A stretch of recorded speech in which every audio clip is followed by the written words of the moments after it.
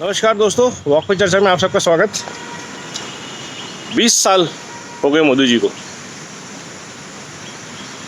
गुजरात में, दिल्ली में, और 20 साल में उनकी तनख्वाह के अलावा उनके पास कोई बैंक बैलेंस नहीं है।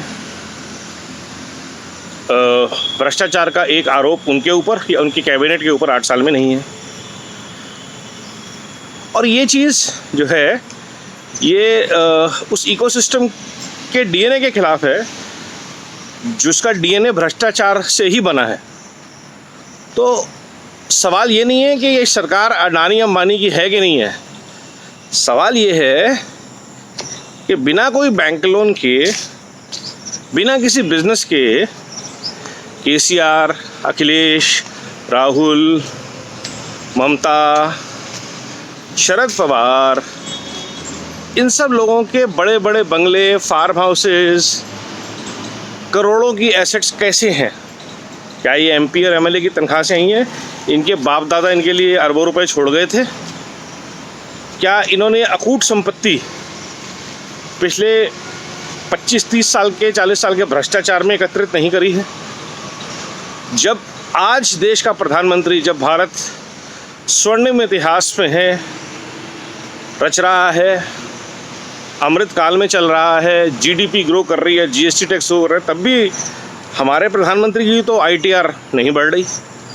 लेकिन केसीआर के बेटे की 300 करोड़, 500, चिदम्बरम के बेटे जी ऐसे कौन सी स्ट्रैटेजी करते हैं कि बड़ी बड़ी कंपनियां उनको स्ट्रैटेजिस्ट के रूप में हायर करती हैं?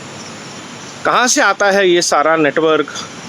किसको समझ नहीं आता है, किसको समझ नहीं आता है। तो भ्रष्टाचार के प्रति जो देश में एक जागरूकता होनी चाहिए, अनएक्सेप्टेबिलिटी होनी चाहिए, वो आई थिंक आने का वक्त आ गया है। The country should have zero tolerance to corruption, zero tolerance to any politician who is built on ill gotten wealth out of which he uses certain portion. 2, 4, 5, 10 crore रुपया लगा दिया इलेक्शन में और फिर वो मशीनरी चालू है, उसके बीच में आप लोगों को फ्री बांटिए अपने पैसे से, सरकार के पैसे से। भैया आपके पास इतना पैसा है, आप अपने पैसे से बांटिए फ्री लोगों को।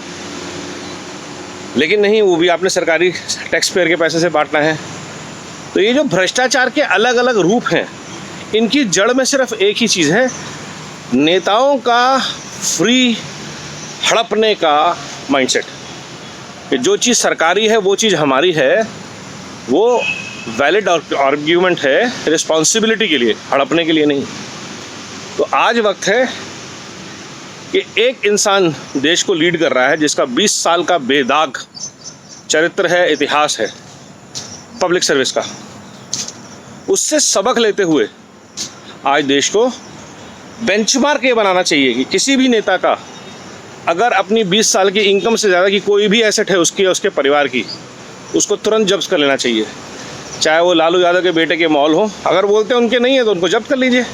चाहे अशोक गहलोत के बेटे के 5 स्टार होटल्स हो, अशोक गहलोत का इतिहास देख लीजिए, उनके बेटे ने कहाँ से पढ़ाई की है, कहाँ नौकरी की है, वो देख लीजिए, आईटीआर चेक कर लीजिए। आईटीआर का फ्रॉड कैसे होता है सबको पता ही है।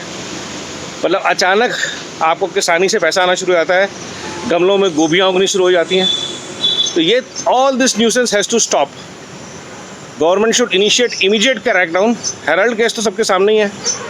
यंग इंडिया के नाम पे ये जो कच्चे बेच रहे देश के, इन सबको नंगा करने की ज़रूरत है और जेल में डालने की ज़रूरत है। भ्रष्टाचार के खिलाफ एक बहुत ज़बरदस्त क्रैकडाउन की ज़रूरत है। और ये जो भ्रष्टाचार पे जब अटैक होता है और जो बिजनेसेस के खिलाफ शुरू हो जाती है आवाज़ आनी, अंबानी, अडानी, टाटा, गोदरेज, बिरला लाखों लोगों को नौकरी देते हैं, करोड़ों रुपए का टैक्स पे करते हैं। आप अपने आईटीआर दिखा दीजिए, आप कितने लोगों को एम्प्लॉय किया हुआ है, अराजकता फैलाने के अलावा, देश जलाने के अलावा, नफरत फैलाने के अलावा।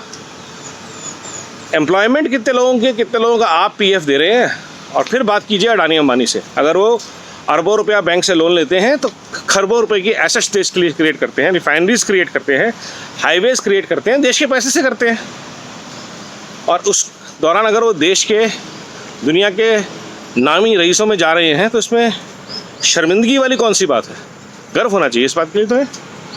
तो देश को इस मानसिकता से भी निकलना पड़ेगा कि जो एसेट क्रिएट कर रहे हैं वो चोर हैं और जो चोरी कर रहे हैं, भ्रष्टाचार का पैसा एकत्रित कर रहे हैं, वो हमारे नेता हैं। जागो भारत जागो। जय हिंद, धन्यवाद।